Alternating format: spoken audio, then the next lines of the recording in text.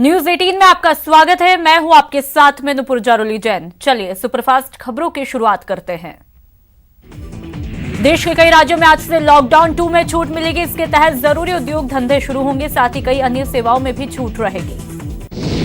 मजदूरों को लेकर गृह मंत्रालय ने राज्य सरकारों को सशर्त गाइडलाइन जारी की, जिसके मुताबिक मजदूर राज्य के भीतर अपने कार्यक्षेत्र स्क्रीनिंग के बाद जा सकता है, लेकिन कोई भी मजदूर राज्य की सीमा के बाहर नहीं जा सकता। प्रवासी मजदूरों को लेकर सीएम गहलोत गंभीर है। उन्होंने कहा वो मजदूरों के घर वापसी के लिए पीएम को पत्र लिखेंगे। साथ ही उन्होंने कहा प्रवासी मजदूरों को राज्य में आने की छूट मिलनी चाहिए।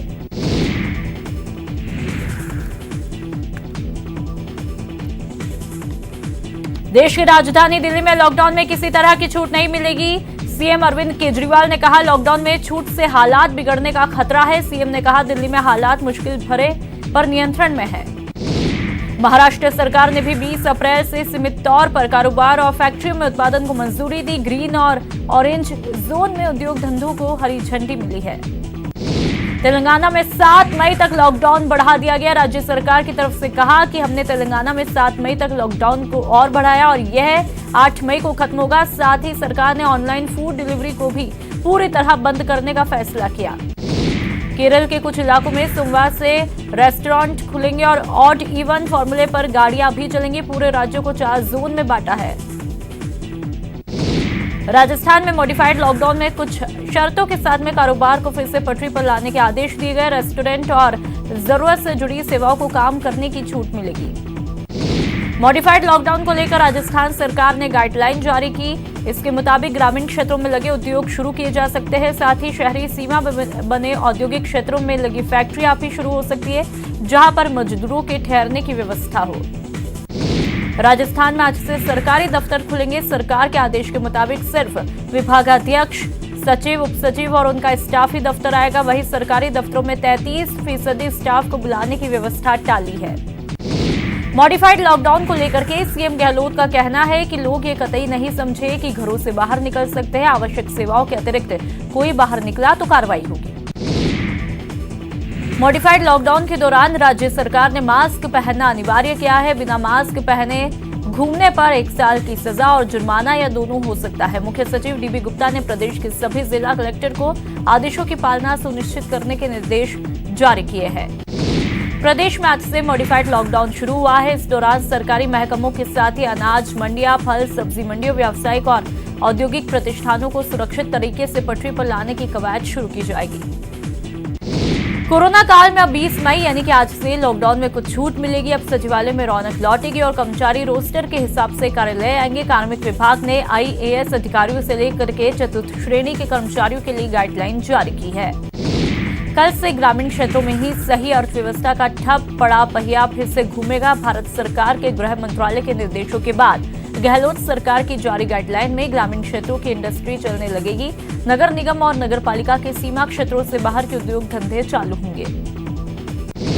लॉकडाउन में राज्य सरकार ने कल से सरकारी कार्यालय खोलने के आदेश जारी किए। बता दें कि जिन सरकारी कार्यालय को खोलने की छूट मिली है उनमें गाइडलाइन के तहत 50% कर्मचारियों को बुलाया जाएगा। आज से मॉडिफाइड लॉकडाउन लागू हो रहा है। ऐसे में सिरोही जिला ग्रीन जोन घोषित किया है और सरकार ने यहां राहत दी। इससे पहले माउंट आबू में प्रशासन ने भ्रमण करके व्यवस्थाओं का जायजा लिया। कोटा में मॉडिफाइड लॉकडाउन में कोटा नगर निगम और कोटा UIT के कार्यालय खुलेंगे। वहीं राज्य सेवा के सभी अधिकारी नियमित रूप से कार्यालय में उपस्थित होंगे। भारत में कोरोना के मरीजों का आंकड़ा 16,100 के पार पहुंचा। स्वास्थ्य मंत्रालय के संयुक्त सचिव लव अग्रवाल के मुताबिक बीते 24 घंटे में 1,384 नए मामले सामने आए। वहीं 24 घंटे में कोरोना से 27 लोगों की मौत हुई है। 20 अप्रैल के बाद भी हॉट स्पॉट एरिया में छूट नहीं दी जाएगी। 23 राज्यों के 43 जिलों में पिछले 14 दिनों से कोई मामला सामने नहीं आया। सरकार धीरे धीरे हालात सामान्य करने की कोशिश कर रही है। जनता को भी सतर्क रहना होगा। ICMR की रिपोर्ट के मुताबिक देश भर में अब तक 3,86,791 टेस्ट किए गए हैं। वैक्सीन और ड्रग टेस्ट के लिए टास्क फोर्स का गठन किया है। स्वास्थ्य मंत्रालय के मुताबिक इलाज के बाद देश भर में 2,331 कोरोना मरीज ठीक हुए हैं। दिल्ली में कल से रैपिड टेस्ट शुरू होंगे। एक सप्ताह के भीतर 42,000 रैपिड टेस्ट किए जाएंगे। इसकी जानकारी स्वास्थ्य मंत्री सत्येंद्र जैन ने दी। कोरोना वायरस से महाराष्ट्र राज्य सबसे ज्यादा प्रभावित है। यहां पर कोरोना मरीजों का आंकड़ा 3600 के पार पहुंचा, जबकि 200 से ज्यादा लोगों की मौत हुई। गुजरात में भी कोरोना तेजी से पैर पसारा है। अब तक वहां पर कोरोना के 1600 से ज्यादा मामले सामने आए और 58 लोगों की मौत हुई। मध्य प्रदेश में कोरोना पॉजिटिव मरीजों की संख्या 1407 हुई और वहां पर 73 लोगों की कोरोना से मौत हुई है, जबकि 132 लोग ठीक हुए हैं। मध्य प्रदेश के इंदौर में कोरोना के खिलाफ जारी जंग के बीच corona positive police inspector Devendra Chandravanshi की मौत हुई है। 45 साल के देवेंद्र चंद्रवंशी जून पुलिस स्टेशन के थाना प्रभारी थे। पिछले 10 दिनों से अरविंदो अस्पताल में उनका इलाज जारी था।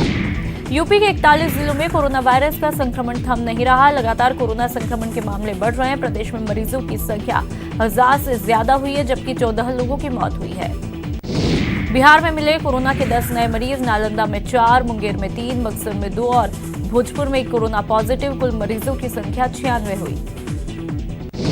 झारखंड की राजधानी रांची के हिंदपीढ़ी में मिले कोरोना के 5 नए मामले। सिमडेगा और बेड़ो में मिले एक मरीज। झारखंड में कोरोना पॉजिटिव की संख्या 41 हुई।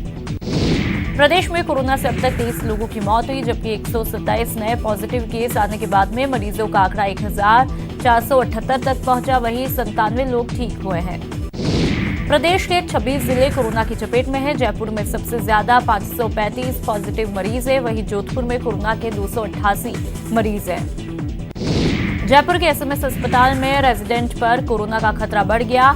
एनेस्थीसिया विभाग का एक रेजिडेंट कोरोना पॉजिटिव पाया गया। इससे पहले भी 2 रेजिडेंट कोरोना की चपेट में आए। कोरोना के खिलाफ जंग में गहलोत सरकार पूरे एक्शन में है। सीएम गहलोत ने ट्वीट कर कहा, सरकार का फोकस ज्यादा से ज्यादा टेस्टिंग पर है। हम सोची समझी रणनीति के तहत कोरोना को हराएंगे। स्वास्थ्य मंत्री रघु शर्मा का कहना है कि सरकार का पूरा ध्यान टेस्टिंग पर है। जितनी ज्यादा होंगी उतनी ही जल्द हम कोरोना को नियंत्रित करेंगे। साथ ही उन्होंने कहा, वर्तमान में 4000 टेस्ट प्रतिदिन किए जा रहे हैं। कोटा के एमबीएस अस्पताल में 2 लोगों की मौत से हड़कंप मचा। दोनों की मौत को कोरोना वायरस से जोड़कर देखा जा रहा है। दोनों को संदिग्ध मानते हुए उनका सैंपल जांच के लिए भेजा गया। रिपोर्ट आने के बाद दोनों का ही पोस्टमार्टम करवाया जाएगा। मृतकों में एक बुजुर्ग महिला है जो कि भिलवाड़ा की रहने वाली, जिसे सांस लेने में परेशानी हो रही थी। वहीं दूसरा 35 वर्षीय खेमाचंद कोटा के तुल्लापुरा का रहने वाला था, जो कि 20 दिन से बीमार था, लेकिन ठीक होने के बाद अचानक तबीयत बिगड़ी और एमबीएस अस्पताल में उसने दम तोड़ा। कोटा में न्यू मेडिकल कॉलेज अस्पताल के आइसोलेशन वार्ड में भर्ती एक बुजुर्ग महिला की मौत हुई। बता दें कि महिला की कोरोना जांच रिपोर्ट नेगेटिव आई थी। कोटा में 3 और कोरोना के नए पॉजिटिव केस आने के बाद आंकड़ा 100 तक पहुंचा, जिससे चिकित्सा विभाग और प्रशासन की चिंताएं बढ़ने लगी है। कोरोना संकट के बीच भरतपुर के लिए बुरी खबर। जिले के बयाना में आज 9 कोरोना पॉजिटिव मरीज मिले हैं। यहां पर मरीजों की कुल संख्या 102 हुई है।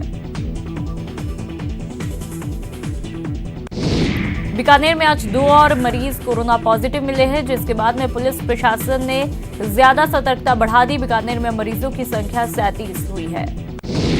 सवाई माधोपुर में 4 कोरोना पॉजिटिव मरीज मिले हैं। पिछले 25 दिनों से यहां पर एक भी कोरोना मरीज नहीं मिले थे। ऐसे में अचानक से 4 पॉजिटिव रोगी मिलने से लोगों में हड़कंप मचा है। सवाई माधोपुर के बामनवास उपखंड क्षेत्र में कोरोना पॉजिटिव रोगियों के मिलने से प्रशासन में हड़कंप मचा। इसके चलते कलेक्टर और पुलिस अधीक्षक ने गंगापुर सिटी में जिला अधिकारियों की बैठक की और कोरोना से निपटने के लिए दिशा निर्देश दिए। प्रदेश के हनुमानगढ़ में कोरोना पॉजिटिव पाई गई गर्भवती महिला का चूरू कनेक्शन सामने आया, जिसके बाद में मेडिकल टीम चूरू में कोरोना पीड़िता के घर पहुंची और परिवार के 18 लोगों के सैंपल लेकर उन्हें होम आइसोलेशन की सलाह दी। भिलवाड़ा में 10 दिन बाद आज फिर कोरोना पॉजिटिव मरीज मिला है। यहां पर अब तक 29 पॉजिटिव मरीजों में से 24 ठीक होकर घर जा चुके हैं, जबकि 2 लोगों की मौत हुई है।